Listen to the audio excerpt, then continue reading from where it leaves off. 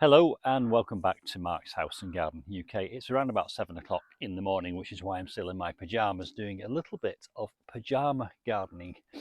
And I want to talk to you about my gorgeous geraniums, also known as pelargoniums. So I suppose I could also call them perfect pelargoniums. I wanted to give you an update on a recent video where I transformed this border. But also at the same time, I'll tell you how I intend to prolong the life of these perfect pelargoniums, and it's really straightforward. I've got a little bucket here with the kit in it, and I'll get straight to it really, because it's not a big job this, but it is a good job to do in the morning before the sun comes up. First of all, make sure they stay hydrated. Now what I do is I go to each pot, I have my hose pipe on flood. Now I know you can't do this where there is a hose pipe ban, but fortunately we don't have one at the moment. And I give a measured amount. I time it 1, 2, 3, 4, all the way up to 15 seconds, so that I know that each and every one of these pots is getting enough hydration. So that's the first thing. Right, and by the way, the plants will soon let you know if they're not happy, because they'll start to wilt. Look at these beautiful red blooms. Aren't they wonderful? And the smell you get when you brush up against the geranium is a wonderful smell. I just love it. How do you get those blooms to continue and continue? Well, you probably already know. It's a really easy technique called deadheading.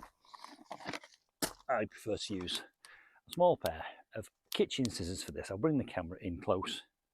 Now, as you can probably see, I've gone for red, the same colour, in every single pot, and this border has quite a lot of structure and formality and repeated patterns in it. In each of these gaps I have exactly the same thing, and I quite like that effect. Getting back to the geraniums, these wonderful blooms, absolutely perfect, vibrant and effervescent. In fact, sometimes they're so bright that my camera can't even focus on them. That's one of the benefits of doing this filming when it's before the sun's come up. Right, let's focus in on this one, and I'll show you what I mean by deadheading. Each of these flowers goes through stages. They start off as little, almost like flower buds like this one here, and each one of those little flowers opens up until eventually you get something like this. And then they start to fade. After a small amount of time they start to fade, and eventually they do die back, and you can see an example of some of those that have died back down here in the center of this plant. Deadheading basically means it's just going in and snipping off all the deadheads. As you can see, I'm doing it here. And these are the deadheads, obviously after the flower has finished blooming. So just go into each plant periodically and take away anything that looks past its best. And this plant will then start to reward you. There's one that's half gone, so I'll take that off anyway. And it will look a little bit sparse for a period of time, not long, because it really won't be long before all these start to open up. The benefit of doing this is you're stopping the plant from putting energy into creating seeds, and also it's diverting all the energy it's got into these fresh new blooms. And so I will now go along quite methodically and just snip off the dead heads, and that's why it's called deadheading. Right, so that's the first thing I do to prolong the life of these gorgeous geraniums, perfect pelargoniums. I'll tell you what else I do in order to keep them going throughout the summer season.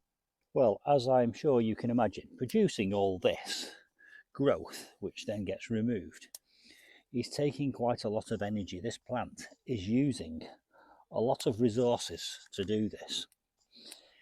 And all those resources are limited because these plants are in pots.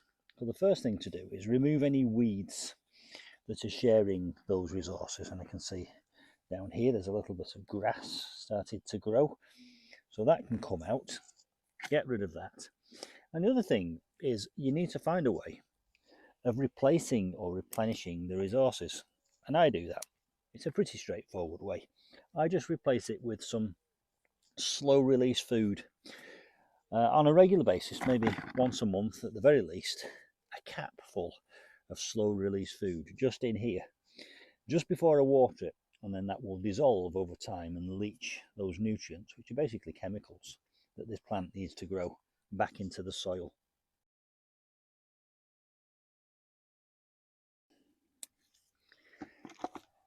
So there you go, that's me in my pyjamas telling you how to prolong your perfect pelargoniums so that they pack a punch prolifically throughout the season, also known as geraniums. And don't forget, all the proceeds of this video and the original video that this updates are going to dementia research in memory of my wonderful father-in-law and our good friends Lynn and Kev in Australia. Hope you've enjoyed that update and a quick lesson in deadheading. See you soon for some more geranium adventures. Bye for now.